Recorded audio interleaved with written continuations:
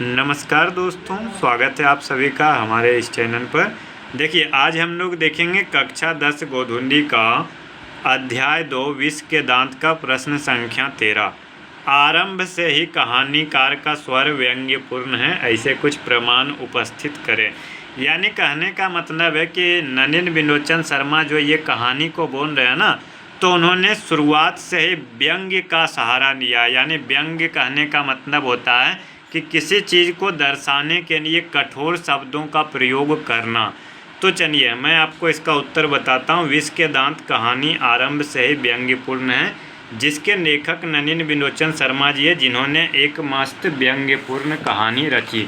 चलिए मैं आपको बताता हूँ कि उन्होंने व्यंग्य कहाँ कहाँ पर किया था। देखिए, जिसके प्रमाण निम्नलिखित है। नंबर 1 में काली चमकती हुई स्ट्रीमर ईड, जैसे कोयले घोंसले में कि कब उड़ जाए। देखिए, ये आपका व्यंग्य किया गया है उनके कार के ऊपर कि उनका कार कैसा है, जैसे कि कोयला घोंसला में से कब उड़ जाए। ठीक है, चलिए दूसरा देखते हैं। दूसरा व्यंग्य जो है उनकी बेटियों के बारे में किया गया है। लड़कियां क्या है, कठपुतलियां हैं। कहने का मतलब कि बेटी जो उनकी थी वो अपने माता पिता के इशारों पर नाचती थी। वो जो बोलती थी ना, वो उसकी बेटी वही सुनती थी।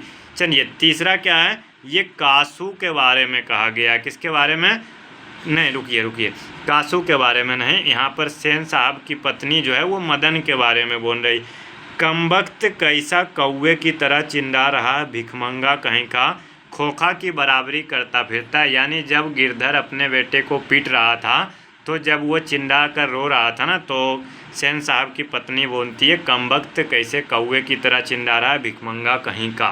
ठीक है, चलिए चौथा क्या है। चौथा देखिए, मदन और कासू के बीच का लड़ाई का जब वो लट्टू था। ठीक है, हंस कौवों की जमात में शामिल होने के लिए लटक गया।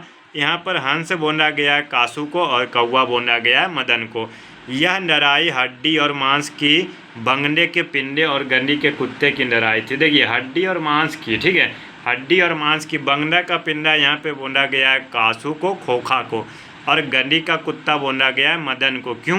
क्योंकि कासू बंगला में बड़े घर में रहता था और मदन जो था वो गली में आवारा बच्चों के साथ खेला करता था, इसीलिए उसे गली का कुत्ता बोला गया है। तो इस प्रकार से ये प्रश्न को हमने आपको पूरा समझा दिया। चलिए मिलूँगा आपसे नेक्स्ट वीडियो में। अगर आपको कुछ पूछना है तो कमेंट में पूछ सकते हो, नहीं तो अगर आपको वीडियो पसंद आई हो तो वीडियो को एक लाइक करें, और इसी प्रकार से मैं सभी प्रश्नों का उत्तर आपको अपलोड कर दूंगा। चलिए मिलते हैं नेक्स्ट वीडियो में। धन्यवाद। जय हिंद।